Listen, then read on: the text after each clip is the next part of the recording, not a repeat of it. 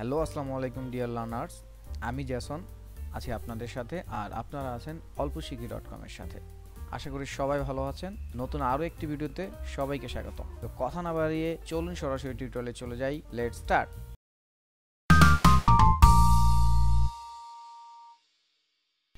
এরপর আসি শেপ। একটা শেপ ছাড়া আসলে ডিজাইন খুব বেশি ভালো চিন্তা করা যায় না। এখন শেপটা হয়তো বা এক রকমের শেপ হবে না, বিভিন্ন রকমের শেপ হতে পারে। তো এখানে কি বলছে? The second element of design is shape. When a two-dimensional line encloses an area, a shape can be geometric like a circle, triangle, or a square, or it can be organic such as leaves, flower, and animals. এখানে যেটা বলছে two-dimensional line enclose an area, মানে একটা path যখন তৈরি করব তখন এটাকে ক্লোজ করতে হবে। তো ক্লোজ হয়ে গেলেই ব্যাপারটা হয়ে গেছে শেপ। আর যদি ক্লোজ না হয় তাহলে কিন্তু আবার লাইন, ওই যে লাইন ক্লোজ করতে হবে, তাহলে আমরা একটা শেপ পাবো। আচ্ছা, এই শেপগুলো হচ্ছে জিওমেট্রিক্যাল হতে পারে। জিওমেট্রিক মানে হচ্ছে আমরা কি বলে এটাকে, ভৌগোলিকভাবে যেটা দেখি, যেমন হচ্ছে আমরা বৃত্ত।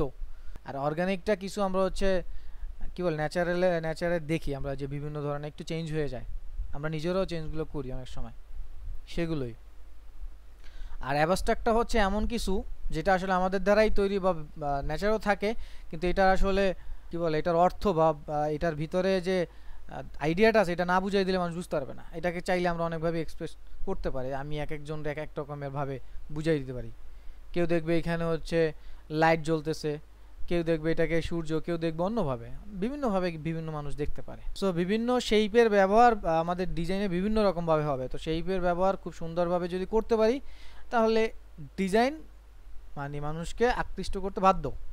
তো শেপ নিয়ে যত ধরনের আসলে পাগলামি করা যায় ততই আসলে ভালো আউটপুট পাওয়া যাবে। তো এই ছিল আজকে টিউটোরিয়ালে। দেখা হবে নেক্সট ভিডিওতে।